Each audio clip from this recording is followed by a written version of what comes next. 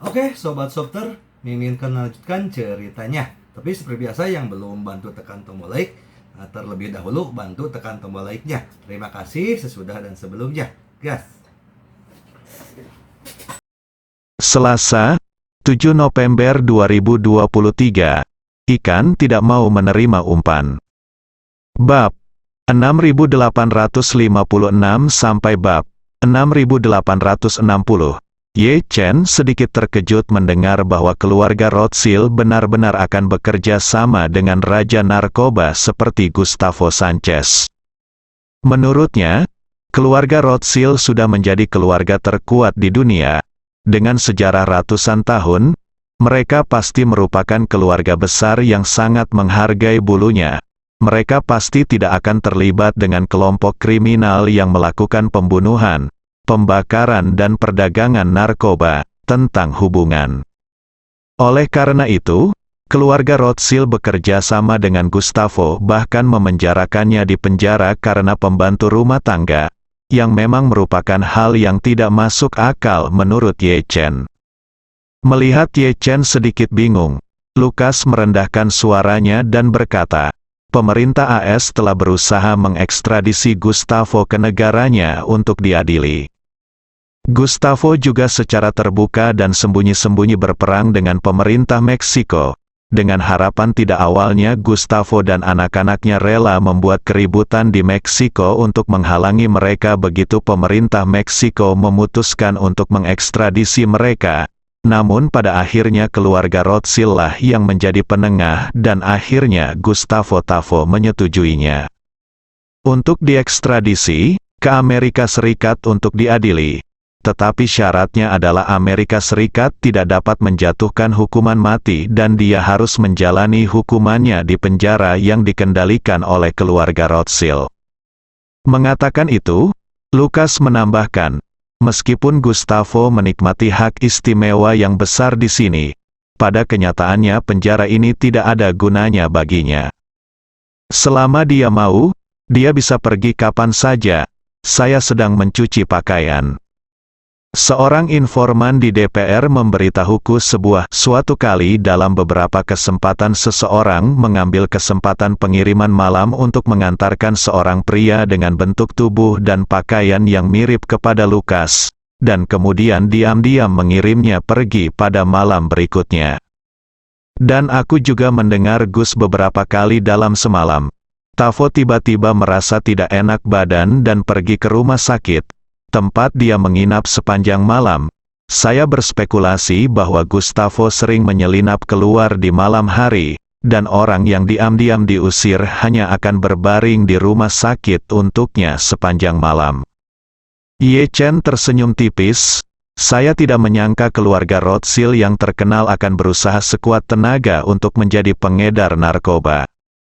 Saat dia berbicara, dia mengangkat bahunya dan menambahkan, tetapi tidak mengherankan bahwa keluarga Rothschild tidak dapat dipisahkan dari perdagangan opium sejak abad ke-19, dan bahkan memperoleh keuntungan besar dari perang opium melawan Tiongkok. Mungkin hal itu akan terus terjadi. Lakukan sekarang. Sama hal-hal. Lukas menggelengkan kepalanya dan berkata, keluarga Rothschild tidak benar-benar berbisnis di bidang ini sekarang. Alasan mengapa mereka bekerja sama dengan Gustavo terutama karena pengaruh nyata dari kelompok kriminal mereka di Meksiko. Anda tahu, Meksiko berada tepat di depan Amerika Serikat, dengan perbatasan hampir 2000 mil dengan Amerika Serikat. Ada banyak hal yang bisa dilakukan di sini. Keluarga Rothschild memiliki rancangan yang sangat mendalam di sana. Dan itu adalah begitu dalam sehingga mempunyai hubungan yang erat dengan Amerika Serikat, arah pembangunan pemerintah Meksiko dan negara secara keseluruhan saling terkait erat. Sedangkan bagi keluarga Gustavo, terus terang saja, dia adalah bom yang mereka tanam di Meksiko. Dia bisa sangat berguna bila diperlukan. Mungkin suatu hari seorang eksekutif Meksiko atau bahkan anggota Kongres akan dibunuh oleh kartel narkoba. Sanadu berpikir bahwa dia menjengkelkan kartel narkoba. Namun kenyataannya, Dia mungkin mempromosikan kebijakan tertentu di Meksiko yang akan menghambat kepentingan keluarga Rothschild. Setelah mengatakan itu, Lukas tersenyum dan berkata, "Singkatnya, ini semua politik. Orang biasa seperti kita tidak dapat memahaminya. Apa yang saya katakan tadi biasa saja dan saya tidak memiliki tanggung jawab hukum." Ye Chen tidak mengira Lukas terlihat fasih. Tetapi kedalaman pemahamannya terhadap masalah ini tidak biasa. Jadi dia bertanya kepadanya dengan rasa ingin tahu, "Apakah kamu merangkumnya sendiri atau kamu mendengarkan apa yang dikatakan orang lain?" Lukas menertawakan dirinya sendiri. "Apa yang bisa saya simpulkan? Saya mengetahui hal ini karena ada seorang tahanan yang sebelumnya bekerja di bidang keuangan di Wall Street. Dia tahu banyak tentang keluarga Rothschild. Jadi dia memberi saya sedikit pengetahuan."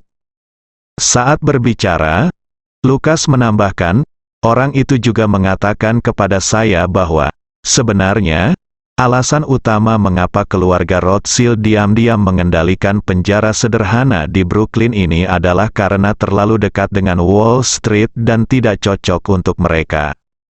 Dia mengatakan itu setelahnya mengambil kendali atas tempat ini. Dia bisa mengubahnya menjadi pusat suakanya sendiri. Para pengedar narkoba, geng, dan penjahat keuangan yang diekstradisi oleh Amerika Serikat, selama mereka berakhir di penjara Brooklyn, pastilah keluarga Rothschild mendukungmu. Adapun penjara Brooklyn ingin menerapkan otonomi narapidana, karena keluarga Rothschild ingin tempat itu semrawut mungkin. Sebaiknya narapidana terluka parah setiap 3 hari dan narapidana meninggal setiap 2 hari. Hubungan baik dengan dunia luar terjalin. Dengan kesan itu, mereka bisa mengirim orang yang ingin mereka singkirkan ke sini, dan kematian mereka tidak akan menarik perhatian luar. Lagi pula, kematian di penjara Brooklyn adalah hal yang lumrah.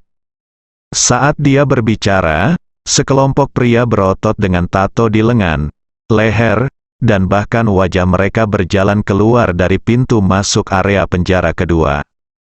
Ada banyak pria berotot di sekitar pria kuat dengan rambut beruban. Dia tampak berusia sekitar 40 atau 50 tahun. Dia telah berolahraga, jadi dia mempertahankan sosok yang sangat kuat.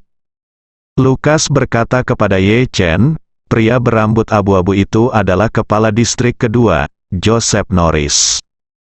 Marvin bertanya kepadanya, "Orang ini juga bekerja sama dengan keluarga Rothschild?"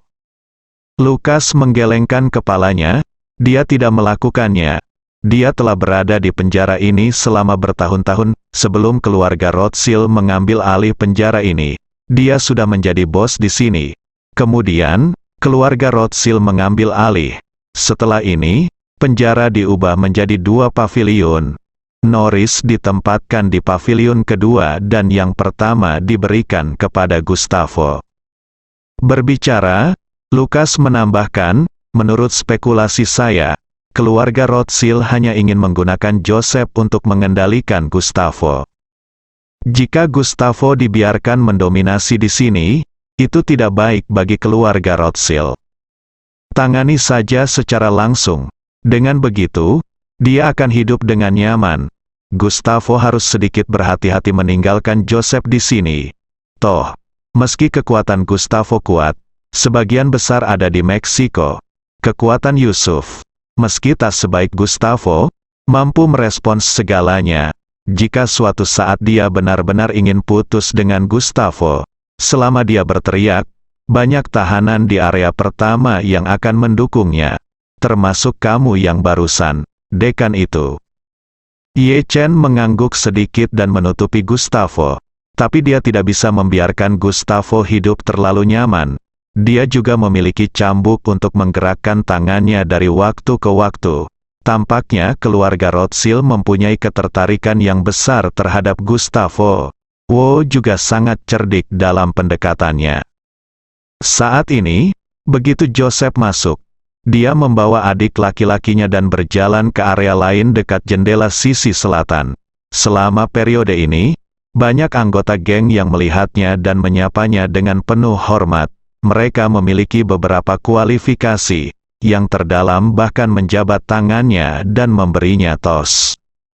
Saat Joseph melewati Gustavo dan anak buahnya, dia tiba-tiba berhenti, melihat ke meja makan Gustavo, mengerutkan kening, dan bertanya, "Gustavo, apakah Romane Conti enak?" Gustavo memandang Joseph, terkekeh dan berkata, "Apa, bukankah Romane Conti dijual di New York? Anggur jenis ini tidak mahal, harganya hanya $50.000 AS. Anda belum pernah meminumnya, kan?" Joseph tidak marah, tapi langsung berjalan ke arahnya. Melihat hal tersebut, anak buah Gustavo segera berdiri di hadapan Joseph. Salah satu dari mereka dengan dingin berkata, "Jangan mendekat, kalau tidak aku akan bersikap kasar padamu."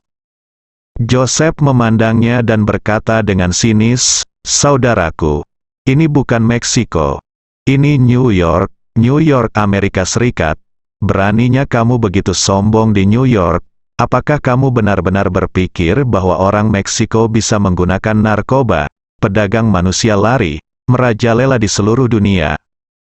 Pria itu putus asa dan tidak pernah berkedip ketika diminta membunuh lebih dari selusin orang sekaligus. Sekarang dia sedang diejek. Dia secara alami menjadi dipenuhi amarah, hampir geram. Dia menunjuk ke arah Jose dan berkata, "Aku akan membunuhmu, Yankee." Joseph berkata dengan nada menghina, "Saya tahu Anda telah membunuh orang, dan Anda telah membunuh banyak orang.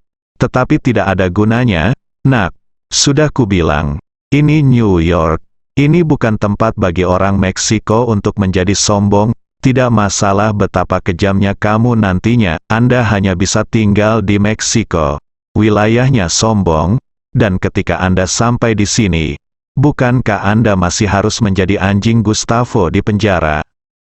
Pria itu mengertakkan gigi dan berkata, "Jika Anda mempermalukan kami orang Meksiko, apakah Anda tidak takut mati di tangan saya suatu hari nanti?"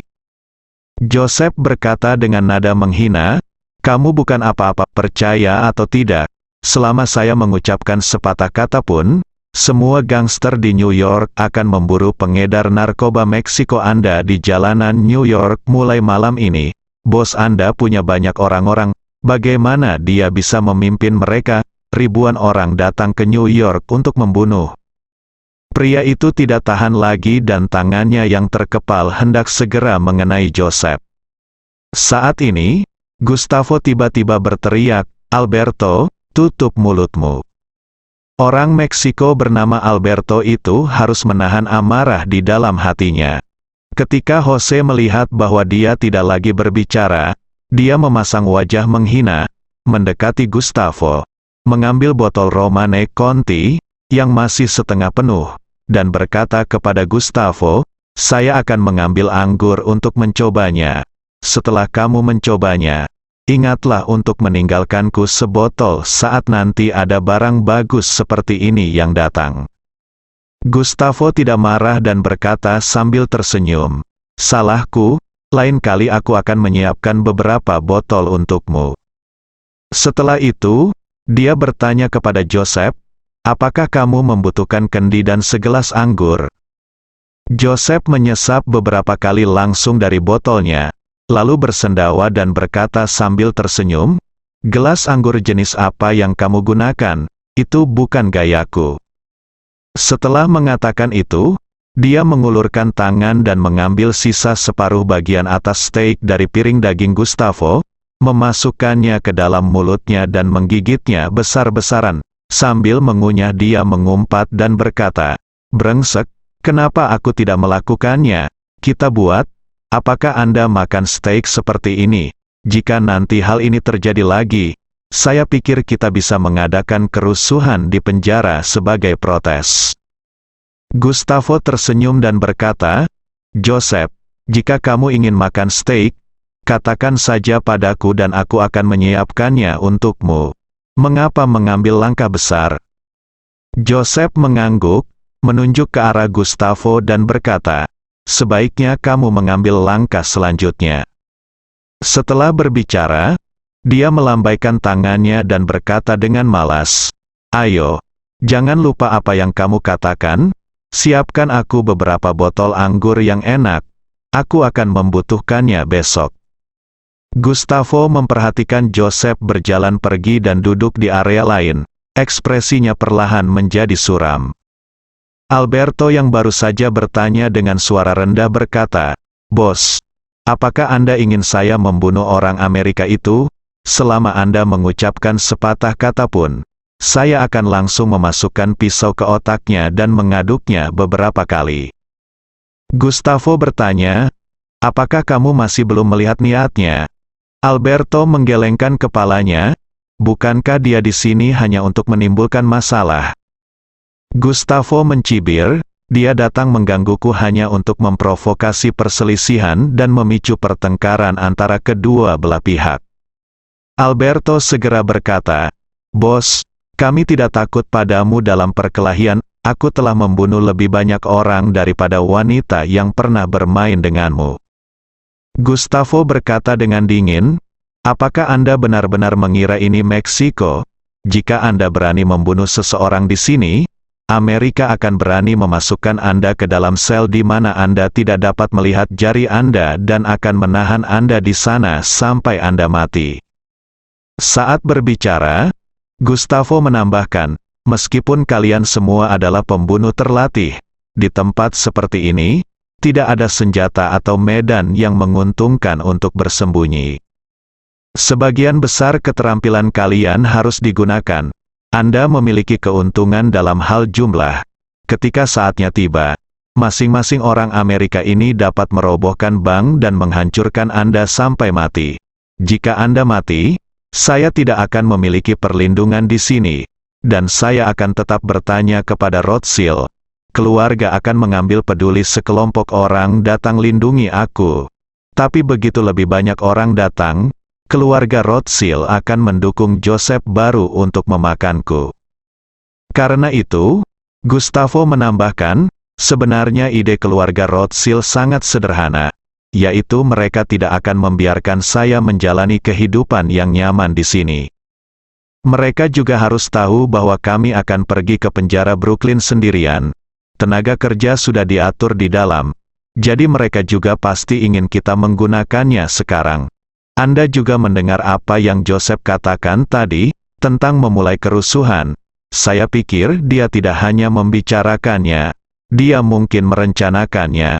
Jika kamu melawan Jose sekarang, kamu akan jatuh ke dalam perangkapnya. Alberto bertanya, "Bos, apakah Anda akan menoleransi mereka seperti ini?" Gustavo mengangguk dan berkata tanpa daya, "Saya hanya dapat menanggungnya sekarang. Saya meminta seseorang untuk menyelidiki latar belakang Joseph. Semua anggota keluarganya telah meninggal dan hanya dia yang tersisa. Tidak ada apapun di luar yang dapat mengendalikannya. Orang-orang di sekitarnya juga merupakan anggota geng garis keras. Anggota keluarganya melarikan diri sampai mati tanpa peduli. Dia benar-benar panik. Tapi kami pasif, dia tidak takut mati dan saya masih ingin menemukannya. Sebuah kesempatan untuk meninggalkan Amerika Serikat hidup-hidup." Kali ini, Joseph memakan steaknya sambil berjalan menuju ruang makan spesifiknya, lalu meneguk beberapa teguk anggur merah dari botol dan duduk di kursi eksklusifnya. Anak-anak lelaki di sekitarnya sudah membawakan makan siang, dan meskipun porsinya besar, pada dasarnya sama dengan apa yang dimakan tahanan lainnya. Joseph memandang tahanan di depannya dan mengutuk, "Sial, aku baru saja menghabiskan setengah dari steak yang lezat dan melihat ini, sepertinya sial." Anak laki-laki lain tampak depresi. "Bos bilang itu sial, haruskah saya memakannya atau tidak?" Saat ini, adik laki-laki Joseph yang paling dipercaya bertanya kepadanya dengan suara rendah, "Bos, bagaimana orang Meksiko itu bisa begitu toleran? Dia tidak membiarkan dirinya dibodohi sama sekali." Joseph berkata dengan dingin, "Gustavo lebih pintar dari hantu. Saya rasa dia sudah menebak tujuan saya." Adik laki-laki itu buru-buru bertanya, "Apa yang harus kita lakukan?" Joseph mengulurkan tangan dan berkata, "Jika ikan tidak memakan umpannya, maka kita harus mencari cara lain," bersambung.